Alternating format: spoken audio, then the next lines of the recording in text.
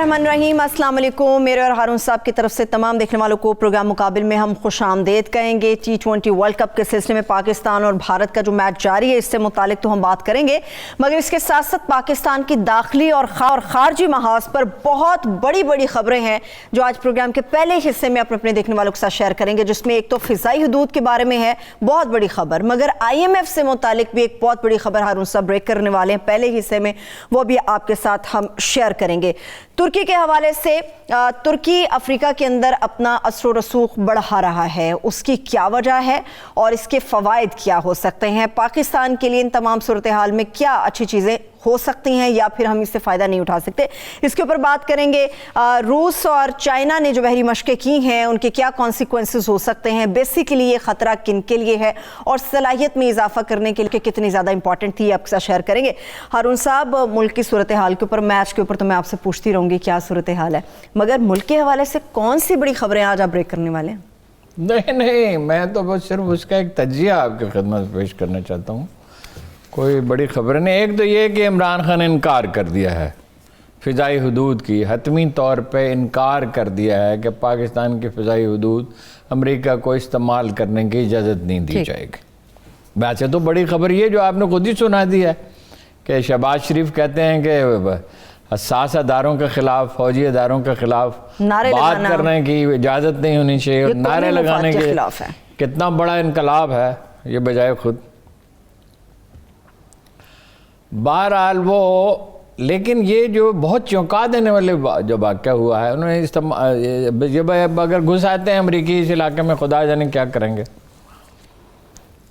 खालिद मंसूर जो हैं, जो सीपेक अथॉरिटी के चेयरमैन हैं और जो जिनका इंतखाब खुद इमरान खान ने किया है, कराची में institute of business management IBA कहते हैं, बड़ा मशहूर अदारा है, बड़ा मोतबर अदारा समझा जाता रहा है। उसमें खड़े होकर ये कहा कि अमेरिका और भारत मिलकर CPEC के खिलाफ साजिश कर रहे हैं, नाम लेके कहा अमेरिका और भारत CPEC के खिलाफ साजिश कर रहे हैं, हमें इस पे स्टैंड लेना होगा, हम इससे दस्तबरदार नहीं हो सकते, ये हमारी माशी लाइफ लाइन है, इकनॉमिक लाइफ लाइन है। और एब्सोल्युटली नॉट, ये वो पहला कदम था इमरान खान साहब ने उठा दिया। आगे बढ़कर एक बात है, वो तो एब्सोल्युटली नॉट ये कहता कि अड्डे नहीं देंगे, ये तो उससे भी आगे वो कह रहे साजिश कर रहे हैं पाकिस्तान के खिलाफ, और वो कहते हैं हमने तो अमरीकियों को दावत दी आप शामिल हो जाएं इसमें। मैं खुद अमरीकी सफारत खाने गया, उनसे बात की और हम तो चाहते हैं अफगानिस्तान भी इसमें शामिल हो जाए। मतलब यह है कि अफगानिस्तान, ईरान और पाकिस्तान के अगर जुड़ जाएं, कनेक्टिविटी हो जाए, तो ये बहुत बड़ा वाक़या होगा। यही बात तो अलग कहता था जिसमें वो कत्ल हुआ था। हारून साहब, खुदा न खास्ता आप खदशात को जन्म दे रहे हैं दिलों में। आज दुनिया बदली हुई दुनिया है, आज उतना आसान नहीं है, और मतलब है कि अब वो इस तरह की चीज़ें दुनिया में उस तरह नहीं होती जैसे कभी हुआ करती थी। लेकिन ये बहरहाल खुश तो नहीं, अमरीकी लाबी मुतहर्रक है पहले ही पाकिस्तान में, और ज़्यादा मुतहर्रक होगी इमरान खान के ख़िलाफ़, CPEC के ख़िलाफ़। मतलब इमरान खान के ख़िलाफ़ तो खैर जेनुइनली भी तनकीद हो सकती है ना, ये नहीं है कि कोई इमरान खान के ख़िलाफ़ है तो वो लाजमी वो उसकी हर बात गलत होगी, दुरुस्त बात भी तो हो सकती है। इमरान खान साहब ने कौन से चांद सितारे टांग दिए पाकिस्तान के आसमान पे, क्या कारनामे अंजाम। लेकिन ये है कि ये एक दूसरा पहलू है कि अमरीकी लॉबी, देखें ना, वो ये कह रहे हैं कि भाई अमरीकी लॉबी के लोग ये कहते हैं कि IMF से मामला आसान हो जाएगा और अमरीका से कुछ मदद मिल जाएगी, FATF से निकल जाएंगे, ये है वो है। बहरहाल अच्छा, उनके वो तो हैं ही, पहलू हैं ही, मगर ये है कि भाई CPEC से कैसे दस्तबरदार हो जाएं, कभी नहीं। जो खालिद मंसूर ने कहा है वो बुनियादी नुक्ता, वो CPEC से कैसे दस्तबरदार हो जाएं। देखिए ना, वो ये समझते हैं कि ये जो CPEC है, ये मगरब और अमेरिका ये समझते हैं कि ये चीन के सियासी अज़ाइम का मज़हर है। ठीक, تو سیاست کرنے کا حق صرف امریکہ کو ہے، مغرب کو، چین کو نہیں. دنیا کے ہر ملک کو سیاست، اور وہ ایک ایسی چیز ہے کہ وہ دنیا کو، غریب ملکوں کو، کمزور ملکوں کو، پڑوسی ملکوں کو امداد آفر کر رہا ہے انفراسٹرکچر بہتر بنانے کے لیے، انڈسٹری. خالد منصور نے کہا 27 بلین ڈالر منصوبوں پہ یا لگ چکے ہیں یا زیر تکمیل منصوبوں میں لگ رہے ہیں. ٹھیک. یہ بھی کہا کہ سیکنڈ فیز اس سے بڑا ہوگا. یہ فرسٹ فیز سے سیکنڈ فیز بڑا ہوگا. صنعتی زون جس میں بنے، انڈسٹریل زون بنے گا. اصل میں تو دیکھیں جب انڈسٹریل زون بنیں گے، انڈسٹری لگے گی، جابز تو اس سے پیدا ہوں گی، معاشی ترقی تو اسی سے ہوگی، معیشت مضبوط بھی اسی سے ہوگی. لیکن عمران خان صاحب اسرٹ کر رہے ہیں، انہی باتوں پہ کر رہے ہیں یا کچھ اور بھی باتیں؟ یہ دو باتیں تو یہ کوئی معمولی بات ہے. خارجہ پالیسی میں اتنا اسرٹ کرنا، ذرا یہ کہہ رہے ہیں، انہوں نے کہا بالکل نہیں اجازت دیں گے فضائی حدود استعمال کرنے کی. خارجہ پالیسی میں ایسے تو کسی یعنی پرائم منسٹر نے اس طرح اسرٹ نہیں کیا تھا، اور ان کی باڈی لینگویج سے بھی یہ لگتا ہے کہ وہ مطمئن ہیں. ظاہر ہے اس پہ تو انہیں پاکستانی عوام کی تائید ہر طبقے کی ہوگی. مطلب فوج کیا خوش ہے امریکہ سے؟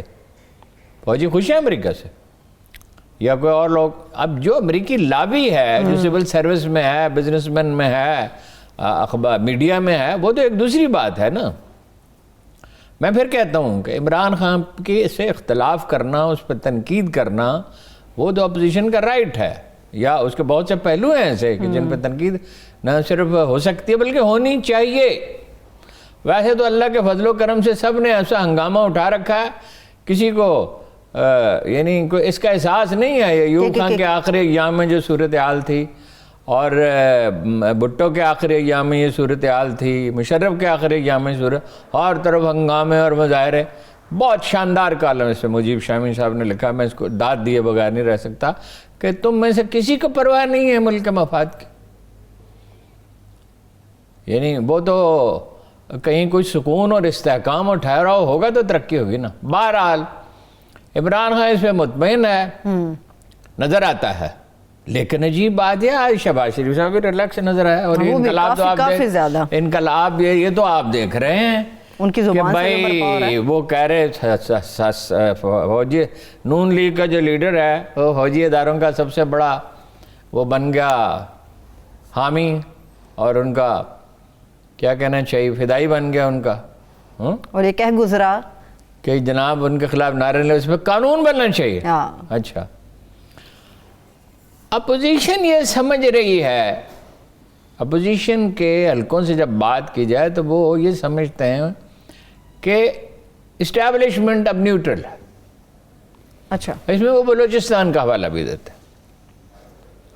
اور اگر نیوٹرل ہے تو الیکشن ہوتے ہیں. شہباز شریف صاحب نے الیکشن کا مطالبہ خواجہ آصف نے بھی کیا، خالد مقبول صدیقی صاحب نے بھی بات، خالد مقبول صدیقی صاحب نے بھی کیا کہ وہ ووٹ نہیں تو روڈ مطلب یہ، اور نئے الیکشن ہو جائیں تو کیا ہار جائے. وہ قافلے کے کامل علی آغا جو ہیں یہ اوپننگ کے بیٹسمین ہیں نا، اور چیبہ صاحب بھی جی سب سے پہلے جو وہ بولتے ہیں پھر طارق چیمہ صاحب بولتے ہیں، پھر پالیسی سٹیٹمنٹ بالکل واضح الفاظ میں تو چودھری پرویز الہی صاحب بات کرتے ہیں.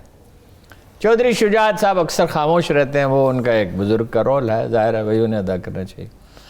تو دیکھیے نا، وہ یہ خاص طور پہ جو اپوائنٹمنٹس کا معاملہ ہے، اس میں وہ حلیفوں سے اس کا مطلب اعتماد میں نہیں لیا، وزراء کو نہیں لیا. فواد صاحب اور شیخ رشید صاحب کیا کہہ رہے تھے، 2 دن میں ہو جائے گا، 2 دن میں ہو جائے گا. آج 4 دفعہ شیخ رشید نے کہا مجھ سے صرف وزارت داخلہ کے بارے میں سوال کر. یعنی جو آدمی 3.5 سال میں، اور اس سے پہلے بھی ہمیشہ دنیا کے ہر موضوع پہ ہر وقت بات سوائے اپنی وزارت کے، he has been told، اس کا مطلب یہ ہے کہ بھائی نہیں زیادہ بات، یا انہوں نے خود یہ سمجھا. ویسے میڈیا کو آج ہینڈل شیخ صاحب نے بڑا اچھا کیا، تجربہ بہرحال ایک چیز ہے. ویسے میں شہباز شریف صاحب کی ایک اور سٹیٹمنٹ آپ کے سامنے آج ہی کی رکھ دوں. وہ یہ کہتے ہیں کہ اداروں میں تعیناتیاں جو بھی ہو رہی ہے نا، وہ ان کا روٹین کا کام ہے، کسی کو مداخلت کی اجازت نہیں دی جائے گی، نہ مداخلت ہونی چاہیے. اس سے ظاہر ہوتا ہے نا نئے رشتے بن گئے، نئے رشتہ دار پیدا ہو گئے، تعلقات کی نوعیت بدل گئی ہے، اسٹیبلشمنٹ کو اکسا رہے ہیں. لیکن دیکھیے اسٹیبلشمنٹ میرا خیال ہے خاموش اور غیر جانبدار ہی رہے گی. جو بلوچستان میں یہ کر رہے ہیں وہ تو ویسے تو کیا سرائیاں تو طرح طرح کی ہو رہی ہیں. اچھا وہ خالد منصور صاحب نے ایک جو بہت اہم باتیں کہی اس میں سے ایک یہ بھی کہی کہ جھوٹی خبریں چھاپی جاتی ہیں اس کے سی پیک کے بارے میں, جعلی پراپیگنڈا کیا جاتا ہے. مطلب یہ ہے کہ میڈیا کو استعمال سوشل میڈیا کو بھی استعمال کیا جاتا ہے. مگر اچھی خبر یہ ہے ہارون صاحب 25 اکتوبر سے باقاعدہ داسو ڈیم کے اوپر کام شروع ہو جائے گا مرحلہ وار. یہ تو بہت اچھی اور خوشائند خبر ہے. یہ تو بہت بڑی خبر ہے. لیکن آپ 25 دسمبر سے اگر شروع. اچھا اب اس میں بڑی دلچسپ صورتحال جنم لے رہی ہے. یعنی اس میں پھر الیکشن نہیں ہو سکتے ہیں نا, اس میں اور کیا ہو سکتا ہے. 3-4 ورش شہباز شریف صاحب بھی یہی چاہتے ہیں, خواجہ اعظم بھی یہی چاہتے ہیں, ان کی جو دوسری سطح کی لیڈرشپ ہے وہ بھی چاہتی ہے, اور اگر یہ کاف لیگ اور وہ بھی اس کی طرف مائل ہو جاتے ہیں. ایک بات کی سمجھ میں نہیں آتی, کاف لیگ کی اور نون لیگ کی انڈرسٹینڈنگ کیسے ہوگی. بالکل ہی لگتا ہے کہ نئے الائنس بنیں گے, کیونکہ کاف لیگ چودھری برادران نون لیگ پہ کبھی بھروسہ نہیں کر سکتے. اور میں پورے وثوق سے کہہ سکتا ہوں کہ اگر شہباز شریف کو موقع مل جاتا ہے, فرض کیجئے who knows, یہ کچھ نہیں کہا جا سکتا کہ آنے والا وقت کس کو لے کر آئے گا اگر ہوتے ہیں. مطلب یہ اس طرح کیا ماحول بن رہا ہے کہ شاید 4-5 ماہ میں الیکشن ہو جائے, تو ان کے ساتھ بہت برا سلوک وہ کریں گے کاف لیگ کے ساتھ. شہباز شریف صاحب بالکل شہباز شریف تناظر میں پیچھے تو وہی ہوں گے نا. اچھا دس از ویری انٹرسٹنگ کہ شہباز شریف تو الیکشن چاہتے ہیں, مریم نہیں چاہتی. کیا مطلب ہارون صاحب, وہ ہر جلسے میں کہتی ہیں حکومت کو گھر بھیج دو, آپ کہتے ہیں گھر بھیج دو. میں الیکشن اس وقت اگر ہوتے ہیں, اوہو سیاستدان میں بزنس مین کی طرح ہوتا ہے, اپنا فائدہ سوچتا ہے نا. اس وقت اگر الیکشن ہوتے ہیں تو فائدہ کس کو ہوگا؟ شہباز شریف کو ہوگا نا. نواز شریف صاحب تو سپریم کورٹ سے نااہل قرار پائے, وہ تو وزیر اعظم نہیں بن سکتے, بیٹے ہیں نہیں. یہ بھی بیٹے تو سیاست میں ہی نہیں ہے نا, ان کا کیا ذکر ہے. وہ تو اپنا وہاں کاروبار کر رہے ہیں, وہ تو کہہ رہے ہیں پاکستان کے شہری نہیں ہیں. اگر اپنی میراث کو آگے لے کر چلنا چاہتے ہیں نواز شریف تو پھر کیسے؟ نہیں, وہ صاحبزادوں کو سیاست سے کوئی دلچسپی نہیں, ان کو کاروبار سے دلچسپی. ایک ایبسولوٹلی کلیئر پوائنٹ ہے, اس میں کنفیوژن میں پڑنے کی کیا ضرورت ہے. سیاست میں تو مریم ہے نا. اب اگر اس وقت الیکشن ہوتے ہیں ٹھیک تو معاملات تو ہوں گے شہباز شریف اور حمزہ کے ہاتھ میں, اور حمزہ بڑا اچھا مینیجر ہے, سو فار پالیٹکس از کنسرنڈ. اور دوسری سطح کی لیڈرشپ بھی الیکشن چاہتی ہے. تو مریم صاحبہ کو تو حصے میں کچھ نہیں آئے گا پھر اس وقت. اگر اس وقت الیکشن ہوتے ہیں تو پھر نہیں آئے گا. یہ تو دیکھیے نا کل صورتحال مختلف ہو جاتی ہے. اور اچھا ایک عجیب بات اور ہے, عمران خان کے جو لوگ قریبی لوگ ہیں وہ کہہ رہے ہیں, بہت ویسے تو لگتا ہے کہ کسی کو اعتماد میں نہیں لیا انہوں نے اپوائنٹمنٹ کے معاملے میں. اچھا اگر ایک ہلکا یہ بھی کہہ رہا ہے کہ فائنلی بس سمجھوتا ہی ہوگا, اس لیے کہ دونوں کو یہی سوٹ کرتا ہے, اسٹیبلشمنٹ کو بھی عمران خان کو بھی, اور یہی صاحب جو ہیں یہی رہیں گے. کہ کہہ رہے ہیں بڑے بڑے فیصلے کریں گے خان صاحب آنے کے بعد. کیا فیصلے کریں گے یہ کہتے ہیں, یہ نہیں بتا سکتے, کوئی اندازہ نہیں ہے, لیکن وہ اشارہ دے رہے ہیں کہ بڑے فیصلے ہوں گے. آئی ایم ایف سے متعلق کیا بڑا فیصلہ ہو سکتا ہے ہارون صاحب, کوئی چیز بتائیں کیا ہوگا؟ شرائط مان لیں گے, اضافی ٹیکس لگائیں گے, کیا کریں گے, کیا ہو رہا ہے وہاں پہ؟ پہلے یہ پالیٹکس والے تو چیپٹر مکمل کریں. یہ دیکھیے اگر الیکشن ہو جاتے ہیں تو یہ تو صورتحال ہی بدل جائے گی, لیکن الیکشن اس طرح نہیں ہونی چاہیے. الیکشن کوئی انڈرسٹینڈنگ ہونی چاہیے, خوشگوار ماحول میں ہونی چاہیے اگر ہوتے ہیں. ویسے بعض لوگ اگر ہوتے ہیں, مطلب یہ اس کا امکان پیدا ہو گیا, تو اصل چیز تو اسٹیبلٹی ہے. اگر کسی ملک میں استحکام ہی نہیں ہے, جیسے استحکام ہی نہیں ہے, امن و امان ہی نہیں ہے, بھائی یہ صورتحال اتنی معاشی طور پر خراب ہے, مہنگائی کا اتنا بوجھ پڑا ہوا ہے, اس میں یک سڈنلی اگر الیکشن ہوتے ہیں تو وہ تو نہیں, تو وہ کسی کوئی انڈرسٹینڈنگ, کوئی مفاہمت کے تحت ہونے چاہیے. ٹھیک ہے, تبھی کوئی استحکام آئے گا, کوئی چیزیں بہتری کی طرف. ٹھیک ہے, بلوچستان کے استحکام کے بارے میں آپ کیا کہیں گے؟ وہاں تو بحران ہی بحران ہے. سب ایک طبقہ کہہ رہا ہے آج رات تک کچھ فیصلہ ہو سکتا ہے, مگر ایک طبقے کا خیال ہے کل اسمبلی کا اجلاس ہے, تو لیٹ سی کہ اسمبلی کے اندر کیا جام کمال صاحب کی صورتحال رہتی ہے. دیکھیے اب تک جو خبریں آئیں وہ اب دہرانے کا فائدہ نہیں ہے, وہ ہم بتا چکے ہیں. ان سے کہا گیا کہ بھئی آپ استعفیٰ دے دیں, وہ اس کے لیے تیار نہیں ہوئے. دوسروں سے کہا گیا کہ آپ کچھ مہلت دے دیں, مگر وہ اس کے لیے تیار نہیں ہوئے. تو کل اسمبلی میں فیصلہ ہوگا اور بہرحال اس سے استحکام تو نہیں آئے گا، اس کے اثرات ہوں گے پاکستانی سیاست پہ. ٹھیک ہے، لیکن جام کمال صاحب نے آج جو ہارون صاحب سوشل میڈیا پہ کچھ چیزیں سامنے رکھی، انہوں نے کہا کہ 2 مہینے چاہے لگے اس کام میں یا جتنے بھی لگیں، لیکن بہت ساری چیزیں عوام کے سامنے کھل کے آ گئی. کون ان کا محسن ہے، کون حرص کر رہا ہے، کس کو ضرورت ہے بلوچستان کی، کون اس کے ساتھ وفادار نہیں ہے. کچھ ڈھکے چھپے الفاظ میں کچھ باتیں وہ کر گئے ہیں. کس کی طرف اشارہ؟ وہ اپوزیشن کی طرف اشارہ کر رہے ہیں، ان لوگوں کی طرف جنہوں نے ان کا ساتھ نہیں دیا، چھوڑ کے چلے گئے. نہیں، ظاہر ہے وہ تو دیکھیے، میں بھی بار بار عرض کرتا ہوں کہ استحکام تو نہیں آئے گا بلوچستان میں، کوئی سنگین الزام ان پر نہیں ہے. ٹھیک ہے، بہرحال کل کا انتظار کرنا چاہیے، لیکن کل فیصلہ ہو جائے گا. وہ آپ کی بات ٹھیک ہے، لیکن انہوں نے کہا کہ میں نے اپنا اختیار اپنے اتحادیوں کے حوالے کر دیا. انڈائریکٹلی وہ مدد کے طلبگار ہیں، کچھ مدد طلب کر رہے ہیں کہ کچھ کیا جائے. میں نہیں کہہ سکتا اس بارے میں کچھ، کیونکہ میں نے دیکھا نہیں، ان کے بیانات میں نے دیکھے نہیں، ان کے ٹویٹ وغیرہ نہیں دیکھا. ٹھیک ہے، چلیے اب IMF کی تو ہارون صاحب بات کریں. اگر اعلان وہاں سے آنے ہیں واپسی پہ، تو یہاں سے بھی تو کوئی اعلان ہوگا. کیا ہوگا IMF کے بارے میں، کیا کریں گے؟ دیکھیے، اطلاعات وزارت خزانہ کے جو سورسز کہہ رہے ہیں وہ یہ کہہ رہے ہیں کہ پاکستان نے بیشتر شرائط ان کی تسلیم کر لی ہیں. وہ شرائط کیا ہیں؟ بجلی کی قیمت مزید بڑھائی جائے، ڈالر کی قیمت مقرر کی جائے، یعنی پاکستانی کرنسی کی قیمت مزید وہ کچھ کم کی جائے، شرح سود بڑھائی جائے، جو ٹیکسوں میں جو رعایت ہے وہ ختم کی جائے. زرعی ٹیکس تک پہ بات ہوئی ہے جو کافی مشکل ہے. اچھا، نجکاری آپ کو پتہ ہے، وہ اس پہ تو خیر بہت اصرار ہے، ہونا بھی چاہیے. ملک مفاد میں نجکاری، PIA، اسٹیل مل، ریلوے کے کچھ چیزیں اور دوسرے جو سرکاری ادارے ہیں وہ ان کی نجکاری، شرح سود میں اضافہ.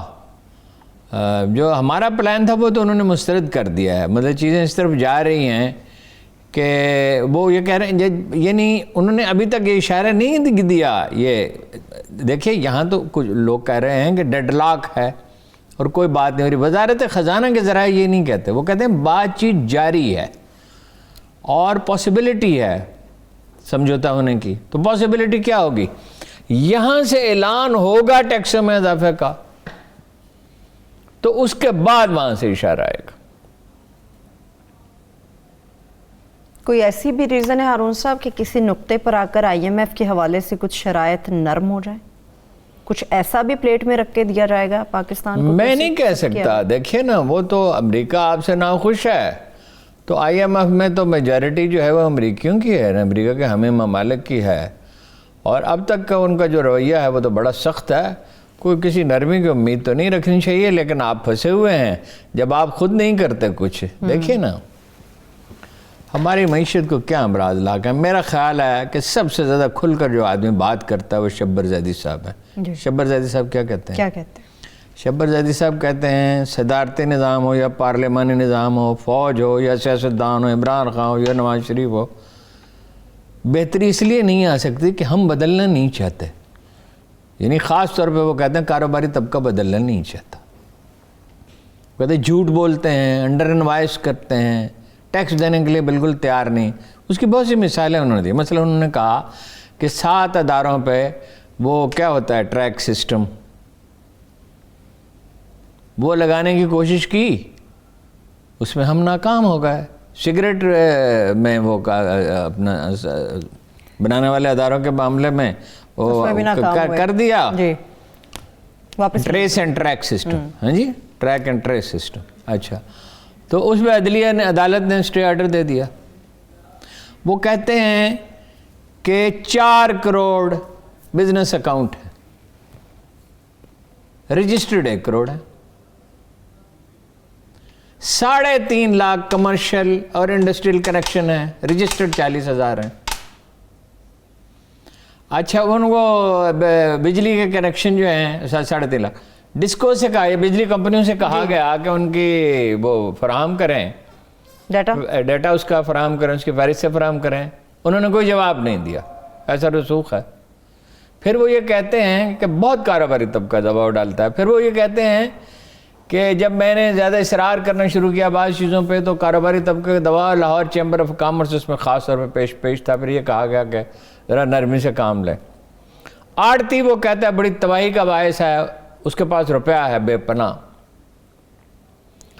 और उनसे मेरी मीटिंग हुई, उन्होंने कहा आप हमारा कुछ नहीं कर सकते, यह आपके बस की बात नहीं है कि चीज़ें तो वही महंगी करता है, वही कीमतों का तयन करता है। वो कहते हैं कि 6-7 जो ज़रूरी चीज़ें हैं उसको उस तक ख़रीदार को एक्सेस दी जाए, यानी खुले मुराद वही है जो मेरा ख्याल में जो कल मैंने अर्ज़ किया था कि भाई 7 दिन बाज़ार लगें, उसमें से लोग ख़रीदारी करें। वो जो मिडिल मैन का प्रॉफिट है वो जब तक वो कम नहीं होता, 3 गुना तक प्राइस बढ़ती है, 3 गुना तक। जिन लोगों ने यहाँ सर्वे किए हैं बाहर से आके, वो कहते हैं हम हैरत ज़दा रह जाते हैं। वो लालू प्रसाद आया यहाँ पे, अच्छा, वो मंडी में गया, रेडियो पे गया, वो बड़ा प्रैक्टिकल आदमी है, रेडियो पे गया, दुकानों पे गया, उसने कहा 3 गुना तक कीमत पाकिस्तान में बढ़ जाती है परचून में। अच्छा, फिर ये शब्बर ज़ैदी कहते हैं कि खाद और शुगर ये तो हैं डॉक्यूमेंटेड, ठीक, लेकिन इनके डीलर नहीं है डॉक्यूमेंटेड। कोई डीलर डॉक्यूमेंट नहीं है खाद का और शुगर का FBR में।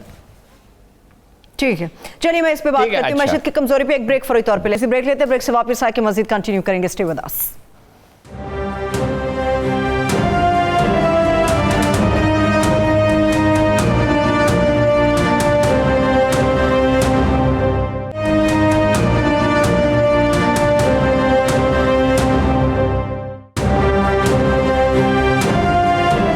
Welcome back. हारून साहब, IMF में बात करूंगी, मगर इस सारी मायूसियों की जो बड़ी ज़बरदस्त खबर आई है वो क्रिकेट के मैदान से है। Well done Pakistan cricket team, आपने तो कमाल ही कर दिया हारून साहब। और इस पर बात करने के लिए मैं चाह रही थी हमारे साथ और भी बहुत सारे लोग शामिल हो। इस वक्त सीनियर सहाफ़ी हैं, कॉलमिस्ट हैं आमिर खाकमानी साहब, वो हमारे साथ मौजूद है। Sir, thank you so much आपके वक्त के लिए। हारून साहब, पहला सवाल आपकी तरफ से।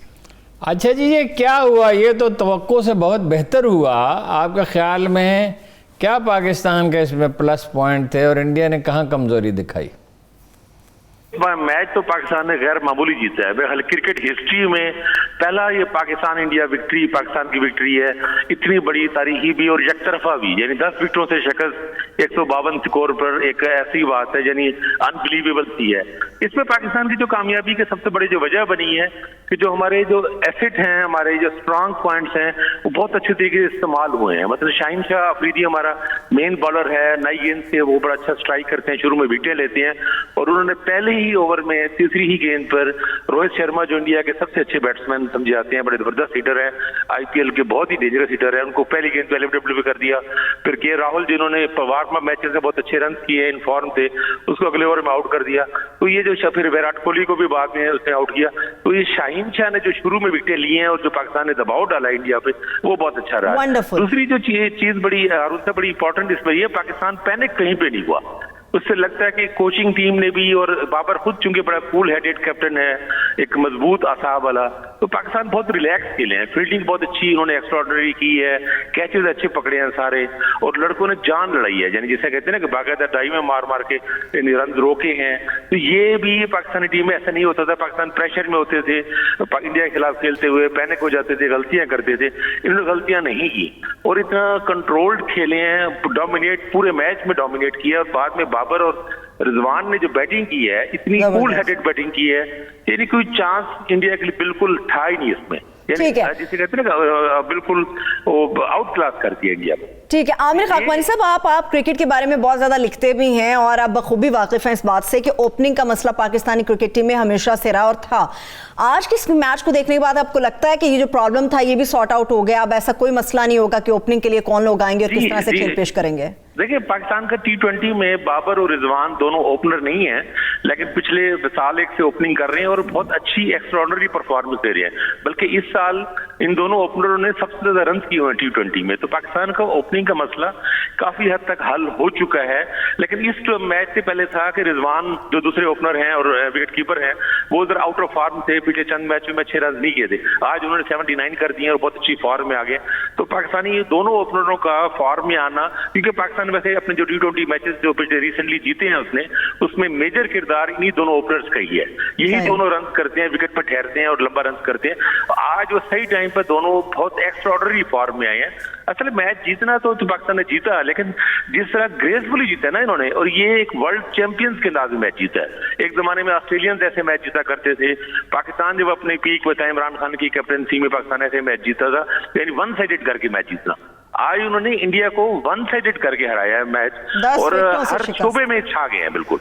ये सबसे बड़ी बात है, यानी ग्रेसफुली जीते हैं मैच। सर आपकी तरफ आपके ख्याल में भारत ने कहाँ गलती की? क्या ओवर कॉन्फिडेंस का शिकार थे या कोई और ब्लंडर की? मेरा ख्याल है भारत की गलतियां कम हुई है, पाकिस्तान की परफॉर्मेंस बहुत एक्स्ट्राऑर्डिनरी हुई है। एक चीज थोड़ी सी भारत के खिलाफ भी है कि टॉस हारे हैं, टॉस हारने का नुकसान हुआ है, ड्यू फैक्टर है, बाद में गेंद गीला हो जाता है, इंडियन बॉलर्स को मुश्किल हुई है बॉलिंग में, ग्रिप करने में स्पिनर्स को मुश्किल हुई है।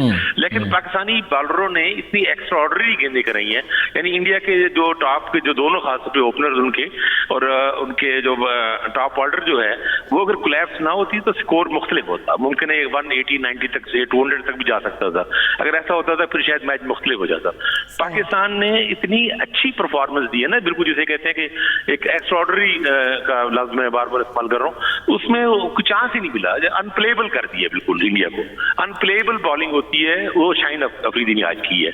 और सिर्फ शाहीन अफरीदी नहीं, हारिस रऊफ हमारा एक वीकेस्ट लिंक समझा जाता था। हारिस रऊफ ने आज बहुत अच्छी, बहुत सेंसिबल बॉलिंग की है, बल्कि उनके बारे में कमेंटेटर पहले कह रहे थे कि ये स्लो बॉल नहीं कराते, और जब उसने कहा, कमेंटेटर बार बार कह रहा था कि स्लो बॉल नहीं कराता, उसने अगली तीनों गेंदें स्लो बॉल कराई और तीनों पे विराट कोहली जैसे बैट्समैन को बीट किया, और इतनी सेंसिबल बॉलिंग की कि रन रोके। हमारे स्पिनर्स ने भी, शादाब ने बहुत अच्छी बॉलिंग की, हफीज ने अच्छी बॉलिंग की, तो हसन अली जरा महंगे रहे हैं, और आखिरी ओवर में शाहीन अफरीदी के थोड़ा रन बने ना, तो ये 10-15 रन और कम हो जाते और पाकिस्तान ज्यादा कंफर्टेबली मैच जीता। बिल्कुल, हसन अली का ओवर सबसे ज्यादा महंगा पड़ा। लेकिन आमिर खाकवानी साहब, जिस तरह से बॉलिंग की आप बार बार बात कर रहे हैं, डेफिनेटली आउटस्टैंडिंग परफॉर्मेंस देखने में आई।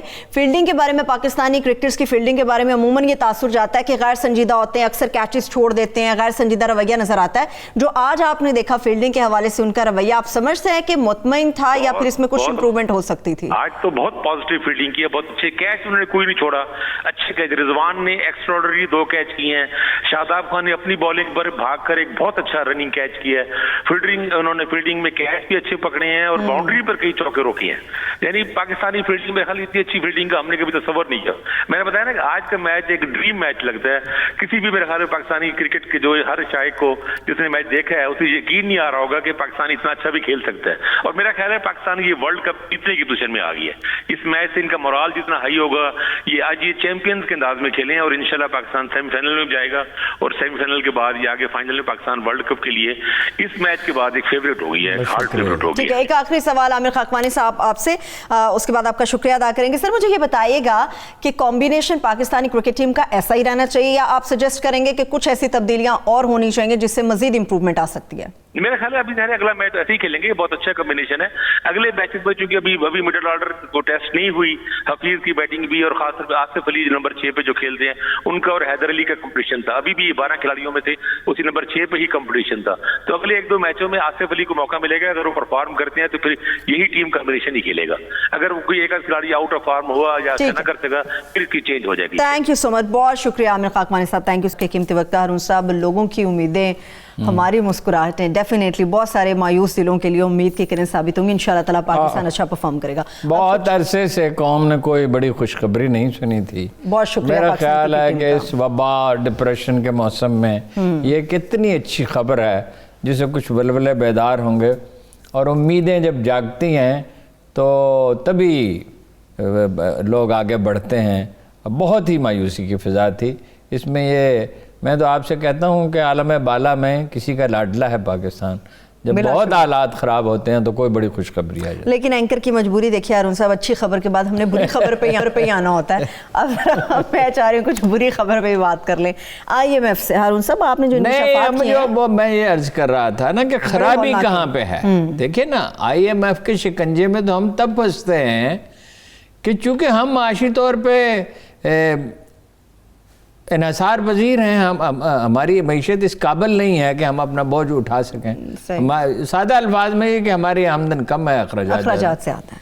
देखें ना, शब्बरजादी कहते हैं कि मैंने कराची चैम्बर के कासिम तेली से कहा कि आप सिर्फ एक चीज़ की गारंटी दे दें। अच्छा, क्या थी? कि समग्र चीज़ें बाज़ार में फ़रोख्त नहीं होंगी, मैं आपके सारे मसाइल हल कर देता। تو کیا جواب ملا؟ انہوں نے انکار کر دیا. اب دیکھیں نا, اس کی وہ مثال دیتے ہیں کہ ریشم کا کوئی کارخانہ پاکستان میں نہیں ہے, سلک کا. اچھا, امپورٹ بھی نہیں ہو رہا, لیکن دھڑا دھڑ بازاروں میں بک بھی رہا ہے. تو یہ کہاں سے آتا ہے؟ یہ سمگلڈ ہے. نہیں تو جو اتنی بڑی انڈسٹریز پولٹری کی, بیف کی ہیں, وہ تو ایک الگ بحث ہے نا, اس پہ بھی آتے ہیں. بھائی سمگل شدہ چیزیں بک رہی ہیں ملک میں اور کوئی پوچھتا نہیں ہے. یعنی وہ جو انڈر انوائس کا مسئلہ تھا, وہ تو میرا خیال تھا کہ وہ وہیں کا وہیں ہے, لیکن انہوں نے شبر زیدی صاحب نے, میں نے ان کو دیکھی چیزیں کچھ, تو انہوں نے بتایا کہ اس میں کچھ بہتری ہوئی ہے. لیکن آپ اس المیے کو دیکھیں, میں اسے دہراتا ہوں کہ ٹریک اینڈ ٹریس سسٹم لگانے کی کوشش کی گئی تو اس کی مزاحمت کی گئی, عدالت نے اسٹے آرڈر دے دیا. کیوں؟ اگر وہ پورا ٹیکس دینا چاہتے ہیں تو انہیں اس میں کیا اعتراض ہے؟ تو چھپانے میں کیا ہے؟ ہاں. اچھا, پھر وہ کہتے ہیں کہ اس کا بیف کا اتنا بڑا کاروبار ہے, کوئی ٹیکس نہیں, سرے سے کوئی ٹیکس نہیں.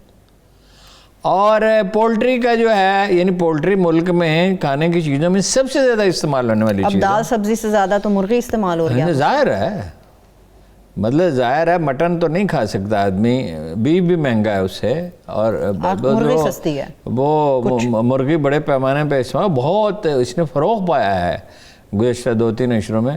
صرف 30-40 کروڑ روپے ٹیکس ہے. اتنی بڑی انڈسٹری صرف 30-40 کروڑ روپے ٹیکس. یہ صرف ایک جو مارکیٹ ہے, وہ آپ کو بتایا تھا نا کہ کراچی کا صرف ایک پلازا جو ہے وہ اسے کئی ارب روپے ٹیکس دیتا ہے. ایک پلازے سے 1 ارب روپے سے زیادہ کا ٹیکس وصول ہوتا ہے. ایک پلازا میں کہہ رہا ہوں کراچی کا. اور یہاں جو ہے پوری پولٹری کراچی سے لے کے اور شمالی علاقوں تک 30 سے 40 کروڑ 30 سے 40 کروڑ پر ٹیکس دیتے. تو یہ جو کمپنیاں ہیں ہارون صاحب, بزنس مینس کی, تھوڑی سیاست دانوں کی, ان کے بارے میں کیا ہے؟ وہ جو کہتے ہیں کہ سوائے جہانگیر ترین کے کسی پولیٹیشین کی کمپنی انلسٹڈ ہی نہیں ہے, چھپاتے ہیں. اس لیے کہ جب کمپنی انلسٹڈ ہوگی تو وہ ظاہر ہے اس کا ڈیٹا سارا سامنے آئے گا, اس کی ساری تفصیلات لوگوں کے علم میں ہوں گی, ٹیکس زیادہ دینا پڑے گا. انفرادی سطح پہ کر, آپ کو یاد نہیں ہے نواز شریف نے کیا کہا تھا, اگر میرے اثاثے میری آمدن سے زیادہ تو کسی کو کیا تکلیف ہے. ٹھیک ہے, لیکن ہارون صاحب اس کا حل کیا ہے؟ یہ تو معیشت کی کمزوریاں ہیں. وہ کہتے ہیں نا کہ حل تو یہی قانون نافذ کیا جائے, FBR کو ٹھیک کیا جائے. بھائی FBR میں وہ شبر زیدی کہہ چکے ہیں کہ 22,000 آدمی ہیں, 20,000 آدمی جو یا نکمے ہیں یا کرپٹ ہیں, 2,000 آدمی کیا کام کریں گے؟ اس کو میرا تو یہ خیال ہے, میرا نہیں خیال, یہ ٹاپ ایکسپرٹس کا خیال ہے, وہ لوگ جو FBR سے وابستہ ہیں اس محکمے کو ختم ہی کر دینا چاہیے. بات 70-80% ٹیکس تو 300 کمپنیاں دیتی ہیں, ان کے لیے ایک الگ ڈیسک بنا دیں. اس کی بالکل تشکیل نو چاہیے, آدھے سے زیادہ ٹیکس تو یہ کھا جائے. جب یہ ایک آدمی 10 کروڑ روپے رشوت لے گا, 30 کروڑ روپے معاف کرے گا تو 10 کروڑ روپے رشوت لے گا نا, یہ 30 لاکھ معاف کرے گا تو 10 لاکھ رشوت لے گا نا. صحیح. چلیے بریک کی طرف چلتے ہیں, چھوٹی سی بریک لے لیتے ہیں. بریک سے واپس آئیں گے تو عالمی منظرنامے میں ترکی کا حالیہ اقدامات اور ان کے تعلقات کے اوپر بات کریں گے. روس اور چائنا کے حوالے سے جو بحری مشقیں کی گئی ہیں اس کے کیا نتائج ہیں, اس کے اوپر بات کریں گے. ہمارے ساتھ رہیے.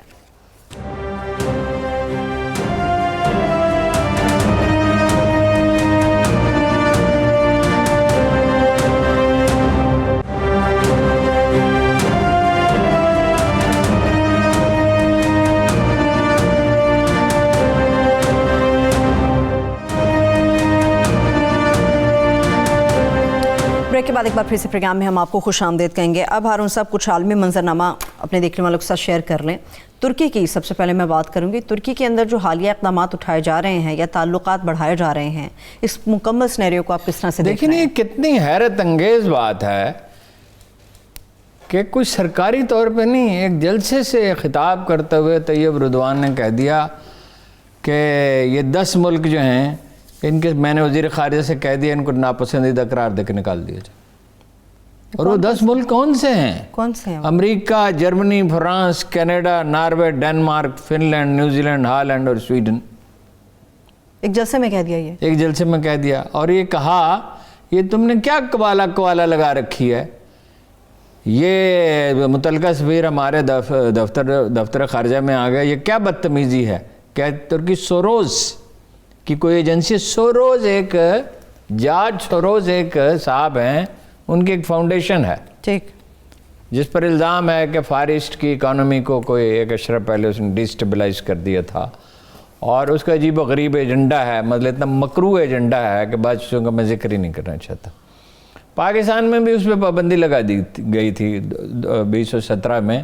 ایک اخبار نویس یہاں اس کے نمائندگی فرماتے تھے, 5 اسٹار ہوٹل میں ان کا دفتر تھا, انہوں نے نواز شریف کی جارج سوروز سے ملاقات بھی کرائی تھی. یہ این جی اوز وغیرہ جو ہیں نا, یہ کوئی معمولی سا کھیل نہیں ہے. یہ این جی اوز ایک یعنی یہ پیسے تو موسٹلی جو ہوتے ہیں امریکہ سے آتے ہیں, بعض اوقات یورپ سے دکھایا جاتا ہے, اور یہ ایک آدھ نہیں ہے, بہت سی خطرناک این جی اوز ہیں, اور چودھری نثار کے دور میں ان کے خلاف کارروائی شروع. خیر یہ تو ایک الگ موضوع ہے. بہرحال یہ جو عثمان کوالا ہیں, یہ ایک کوالا گروپ آف کمپنیز کے سربراہ ہیں, برطانیہ کے پڑھے لکھے ٹھیک پڑھے ہوئے ہیں. ان کو مغربی میڈیا ایک بہت پڑھا لکھا اور بہت ایک مہذب انسانی حقوق کا لمبردار اور ایک مظلوم شخصیت کے طور پہ پیش کرتا ہے. اس لیے اس نے کہا نا کہ بھائی یہ کیا کوالا لگا رکھی. وہ یوریشین کورٹ ہے ایک انسانی حقوق کی, ٹھیک, اس نے ان کی رہائی کا حکم دیا اور یہ کہا کوئی 2 برس پہلے کہ اگر یہ اس کو رہا نہیں کیا جائے گا تو ترک حکام کے خلاف کارروائی کی جائے گی. اچھا, اب اس کی کوئی قانونی حیثیت نہیں ہے, وہ ایک ہتھیار اور حربہ ہے جو مغرب کے مخالفین کے خلاف, جو ناپسندیدہ ملکوں کے خلاف استعمال کیا جاتا ہے. اور یہ 2017 اس پہ 2017 سے یہ گرفتار ہیں. ان پہ الزام یہ تھا کہ 2013 میں اپوزیشن نے جو ہنگامے کیے اس کی مالی معاملات فراہم کی. یہ رضوان حکومت کا خاتمہ چاہتے ہیں. اچھا, اور کمالسٹ جو ہیں, مصطفیٰ کمال کے جو حامی ہیں, سیکولر پولیٹیشینز کو, ان کے حریف سیاستدانوں کو اقتدار میں لانا چاہتے ہیں. دوسرا الزام یہ تھا کہ 2016 میں جو فوجی بغاوت ہوئی تھی اس میں بھی انہوں نے مدد کی تھی. اچھا وہ جو پہلا الزام تھا 2013 والا, وہ تو ایک ترک عدالت میں اس میں تو انہیں رہا کر دیا, مگر فوراً ہی دوسرے الزام پہ انہیں گرفتار کر لیا گیا, 2016 والا اب جیلوں میں. اچھا وہ ایک تو طیب رضوان کا جو مطلب مغرب کے خلاف ایک مضبوط رویہ ہے, یا کہہ لیں جارحانہ رویہ ہے, اس پہ وہ ناخوش ہیں, ظاہر ہے. ابھی انہوں نے کہہ دیا کہ ہمارے پیسے اب 35 میں جو ہے یہ واپس کریں, اور انہوں نے کہہ دیا کہ چین تو کوئی بدماشی نہیں کرتا, مطلب آپ لوگ کرتے ہیں. اچھا افریقہ پہ وہ بڑے ناراض ہیں. یہ ایک چھوٹی سی معمولی سی بات نہیں ہے. دیکھو 17 سے 20 اکتوبر تک انگولا, ٹوگو اور نائجیریا کا دورہ کیا رضوان نے, اور جولائی اور ستمبر کے دوران اسی سال انگولا, گنی, ایتھوپیا اور ڈیموکریٹک ریپبلک آف کانگو کے رہنماؤں کو ترکی مدعو کیا گیا. صحیح, 25 افریقی ملکوں میں سینکڑوں سکول ہیں ترکوں کے, معارف سکول انہیں کہا جاتا, اور ان میں ہزاروں بچے تعلیم پا رہے ہیں. موغادیشو میں, صومالیہ کے کیپٹل میں, جسے بحر احمر کا دروازہ کہا جاتا ہے, ایک بڑا فوجی اڈہ ہے. اس کے معدنی وسائل سے استفادہ کرنا چاہتا ہے ترکی. یہ بہت بڑا جرم ہے, ہیرے وغیرہ پائے جاتے ہیں نا, اور معدنیات ہیں. تو اس لیے ظاہر ہے تلخی بہت بڑھ گئی ہے, اور تنگ وہ بہت پہلے سے کر رہے تھے.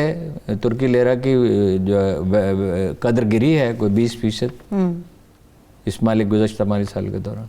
ٹھیک ہے, لاسٹ 2 منٹس ہیں ارون صاحب, میں چاہ رہی ہوں روس اور چائنا کی بحری مشکل کے حوالے سے بھی ہم ڈسکس کریں. دیکھیں یہ عجیب واقعہ ہوا ہے, یہ بالکل ان ایکسپیکٹڈ تھا, اور اس میں بہت سے عجیب انکشافات ہوئے ہیں. دنیا کی سب سے بڑی نیوی کون سی ہے؟ دنیا کی سب سے بڑی نیوی چین کی ہے. 717 نیول ایسٹس ہیں ان کے, 777 فریگیٹ, ہاں 777. اور روس کی نیوی دوسری بڑی ہے, کتنے ہیں 603. ٹھیک ہے, تو ملا کے یہ امریکہ، برطانیہ، آسٹریلیا، جاپان بھارت سے بڑی ہے ان دونوں کی؟ ہاں. ان کا کیا فگر ہے ہارون صاحب؟ ان کے فگرز میرے پاس لکھے ہوئے تھے، میں دیکھتا ہوں.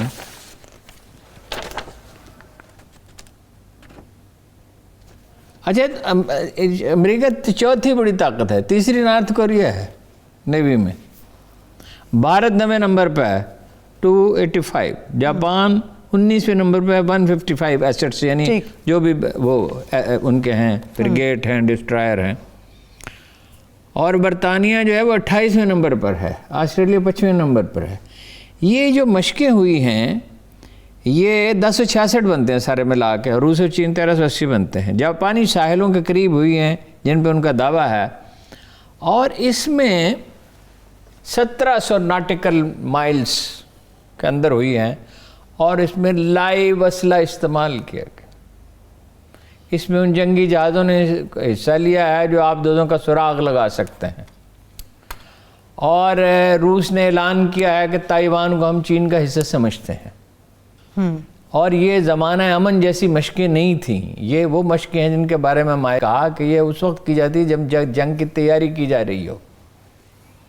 تو یہ جواب ہے کس چیز کا؟ وہ جو ایٹمی توانائی سے چلنے والی آبدوزیں آسٹریلیا کو فراہم کی تھی، اس کا اگر جو اس کے بعد چین کے سرکاری اخبار نے لکھا کہ کسی ملک کے خلاف نہیں ہے، یہ امریکی بھی ہمیشہ یہی کہتے ہیں ہم کوئی، سر جنگ ایک نئے مرحلے میں داخل ہو گئی ہے. اور میسج یہ دیا امریکہ کو کہ یہ یعنی بحر الکاہل اور بحر ہند کے علاقے میں جو کچھ آپ کرنا چاہتے ہیں آپ کر نہیں سکتے. چلیے، تھینک یو سو مچ ہارون صاحب، وقت بھی بالکل ختم ہو گیا. میرے تمام دیکھنے والوں کو شکریہ. مجھے اجازت دیجیے، اپنا بہت سا خیال رکھیے. خدا حافظ.